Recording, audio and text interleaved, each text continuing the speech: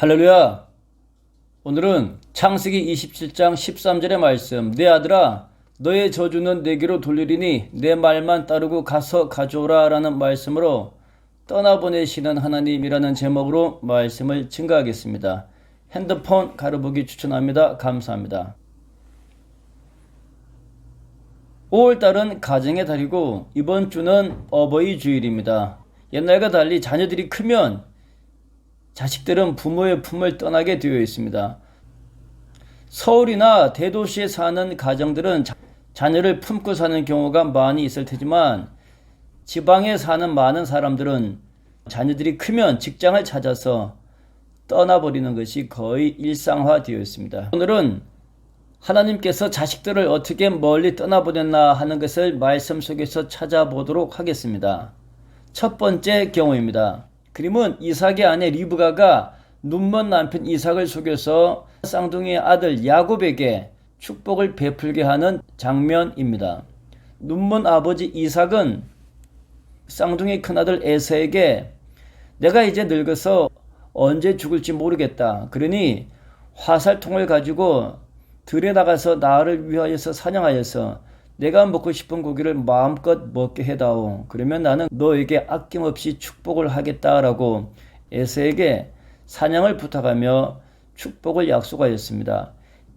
이 소리를 들은 아내 리브가는 사랑하는 아들 야곱을 위하여서 에서의 축복을 가로챕니다. 그래서 야곱아, 좋은 염소 2마리를 내게 가져오면 내가 그것으로 내 아버지가 즐기는 별미를 만들어다가 아버지에게 드릴 테니 내가 대신해서 형 에서의 축복을 받으라 라고 하였습니다.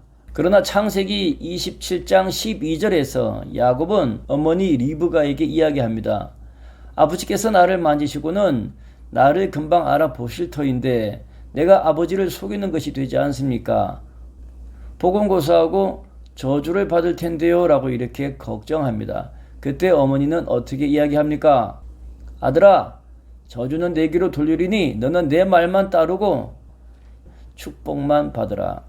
물론 이 말씀 속에서 눈먼 아버지 혹은 눈먼 남편을 속였다라는 것에 강조점을 둘 수도 있지만 오히려 그만큼 하나님의 축복을 사모하였다. 그만큼 아들을 위하여서 저주를 받더라도 축복을 줘야 되겠다라고 하는 어머니의 각별한 사랑으로도 볼 수가 있는 것입니다. 사실 많은 어머니들은 저주를 받더라도 내 아들에게 복을 주고 싶지 아니합니까? 심지어 하나님은 당신의 아들을 십자가에서 저주받게 하시고 우리에게 구원의 복을 베풀어 주신 것이 아니겠습니까? 그러니 이 말씀은 속였다라는 것에 초점을 두시는 것보다는 저주를 받더라도 내 아들에게 축복을 줘야 하겠다라고 하는 간절한 어머니의 사랑에 초점을 두는 것이 더 성경을 긍정적으로 승리의 마인드에서 보는 것이라고 저는 생각합니다.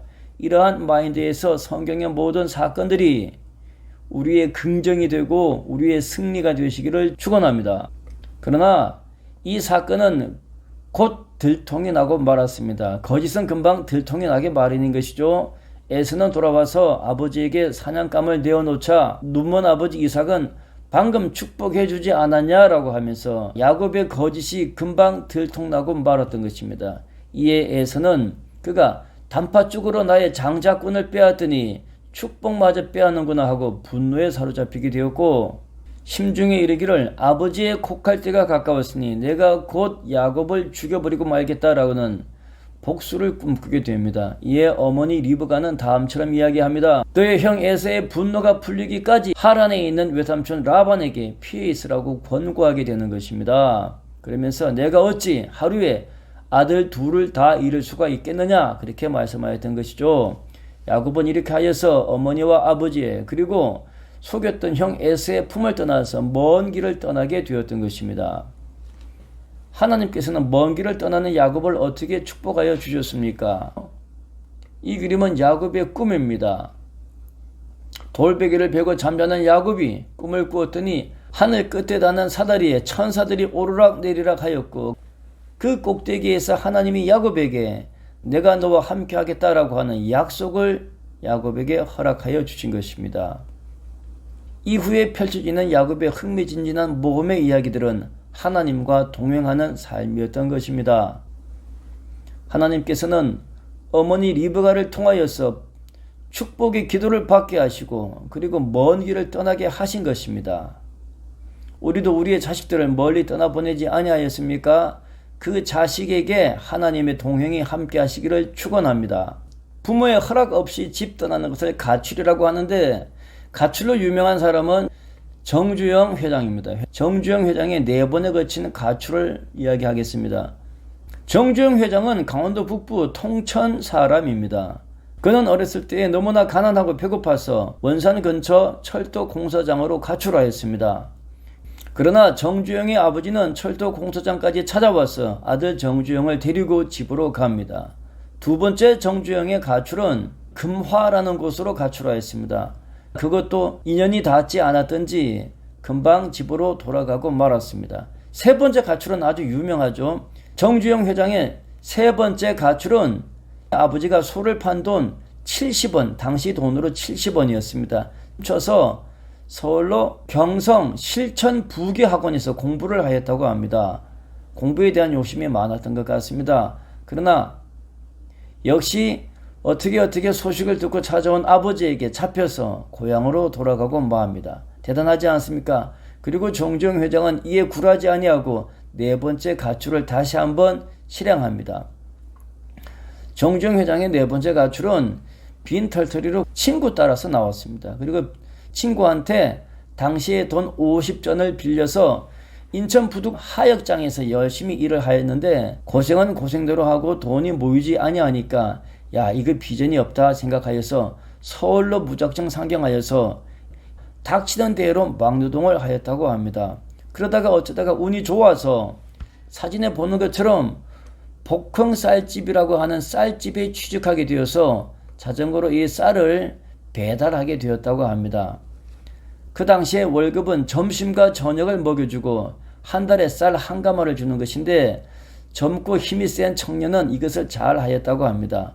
당시에 쌀집은 대단히 돈을 잘 버는 기업이었는데, 쌀집 주인이 생각하기에 부잣집 아들 행세하면서 여자들에게 돈을 탕진하는 아들보다는 건실한 청년 정주영에게 쌀집을 넘기는 것이 좋겠다라고 하여서 복흥 쌀집을 청년 정주영에게 넘기게 되었다고 합니다.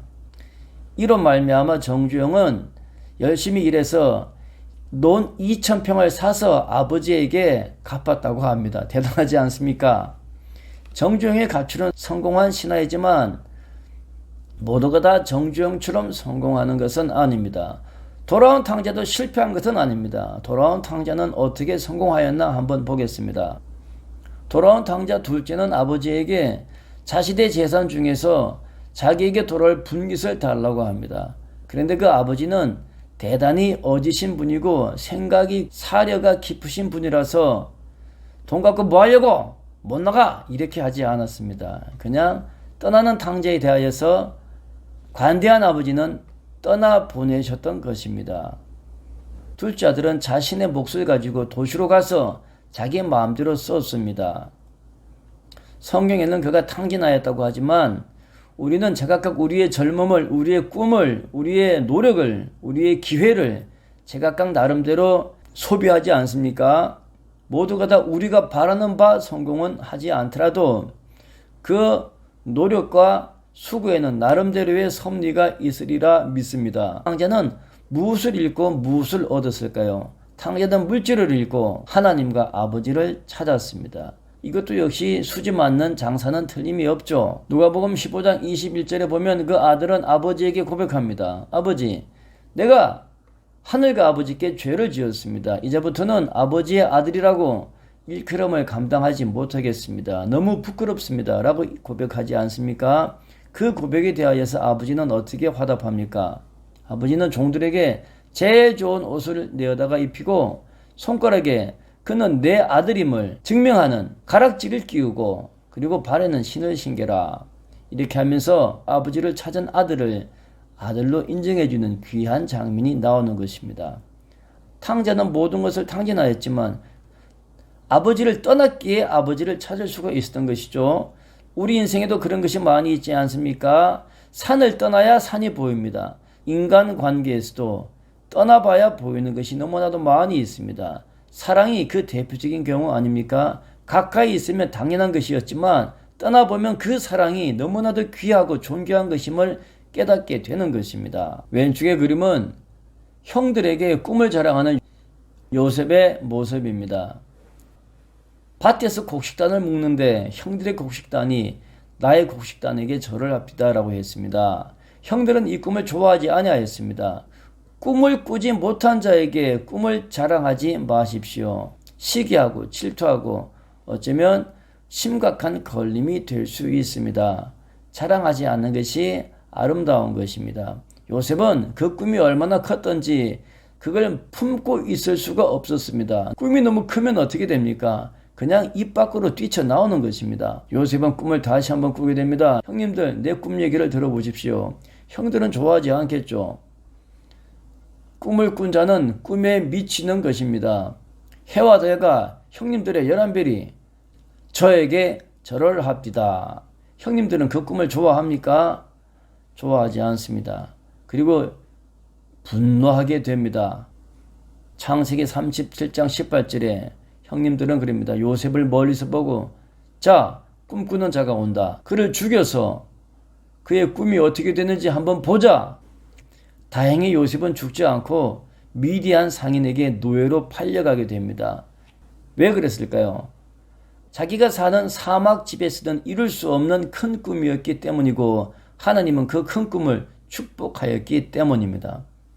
근데 그 큰 꿈은 평탄하고 쉬운 길로는 꿈은 절대 이루어지지 않습니다. 그리하여서 하나님께서는 요셉을 그 꿈을 이룰 수 있도록 힘들고 거칠고 어려운 삶 노예의 길에 꿈을 이루라고 집어넣어 주신 것입니다. 그리고 그 도구를 형님들의 미움을 사용한 것이고요. 마침내 어떻게 됩니까? 요셉은 마침내 꿈을 이루게 됩니다.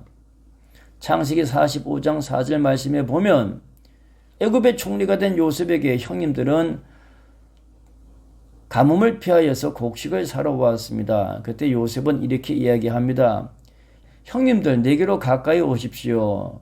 나는 당신들의 아우 요셉입니다. 형님들이 노예로 애굽에 판 자, 그가 바로 저입니다. 나를 노예로 이곳에 팔았다고 해서 근심하거나 한탄하지 마십시오. 형님들이 판 것이 아니라 하나님께서 우리 모두의 생명을 구원하시려고 나를 당신들보다 먼저 이곳 애굽에 보내셨습니다. 나를 이곳에 보내신 것은 하나님이시고 그 하나님이 형님들을 쓰신 것입니다. 이렇게 이야기한 것이죠. 큰 꿈은 집에서 이룰 수가 없는 것입니다. 가정의 달을 맞이하여서 우리들의 자녀들이 객지로 많이 떠나가 있죠. 그 자식들은 저마다 꿈을 이루기 위해서 떠난 자식들입니다. 그 꿈을 위해서 기도해 주십시오. 하나님, 우리 아들과 딸의 꿈을 축복하시고 이루기까지 동행하여 주십시오. 그 꿈이 이루어지시기를 주의 이름으로 축원합니다. 감사합니다.